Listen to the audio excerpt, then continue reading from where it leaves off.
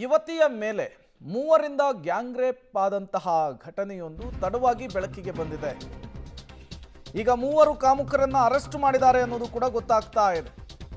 ಅಕ್ಟೋಬರ್ನಲ್ಲಿ ಮಾಗಡಿಯಲ್ಲಿ ನಡೆದಿದ್ದಂತಹ gang rape ಇದು. ನಿನ್ನೆ ಮಾಗಡಿ ಠಾಣೆಗೆ ದೂರನ್ನ ದಾಖಲಿಸಿದ್ರು ಸಂತ್ರಸ್ತ ಯುವತೆ. ವಿಕಾಸ್, ಪ್ರಶಾಂತ್, ಚೇತನ್ ಬಂಧಿಸಿದ್ದಾರೆ ಮಾಗಡಿ ಪೊಲೀಸರು. ಪ್ರೀತಿ ಹೆಸರಿನಲ್ಲಿ ಆರೋಪಿ ವಿಕಾಸ್ ವಂಚನೆ ಮಾಡಿದ್ದಾನೆ ಅನ್ನೋದು ಗೊತ್ತಾಗ್ತಾ ಇದೆ. ಸ್ನೇಹಿತರ ಜೊತೆಗೂಡಿ ಯುವತಿಯ ಮೇಲೆ ಸಾಮೂಹಿಕ ಅತ್ಯಾಚಾರಗೈದಿದ್ದಂತೆ.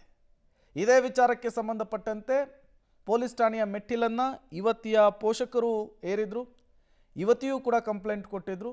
ಕಳೆದ ಅಕ್ಟೋಬರ್ನಲ್ಲಿ ನಡೆದಂತಹ ಘಟನೆ ಡಿಸೆಂಬರ್ನಲ್ಲಿ ಅಂದರೆ ನಿನ್ನೆ ಹೋಗಿ ಕಂಪ್ಲೇಂಟ್ ಕೊಟ್ಟಿದ್ದಾರೆ. ಇದೇ 3 ಜನ, ಈ ಮೂವರನ್ನು ಕೂಡ ಈಗ ಪೊಲೀಸರು ಅರೆಸ್ಟ್ ಮಾಡಿದ್ದಾರೆ, ವಿಚಾರಣೆಗೆ ಒಳಪಡಿಸಿದ್ದಾರೆ. ವಿಕಾಸ್, ಪ್ರಶಾಂತ್, ಚೇತನ್ ಅಂಥೇಳಿ ಇವರನ್ನು ಗುರುತಿಸಲಾಗಿದೆ. ಇವರ ವಿರುದ್ಧವೇ ಈಗ ಯುವತಿ ಗ್ಯಾಂಗ್ ರೇಪ್ನ ಆರೋಪವನ್ನು ಮಾಡಿರುವಂಥದ್ದು.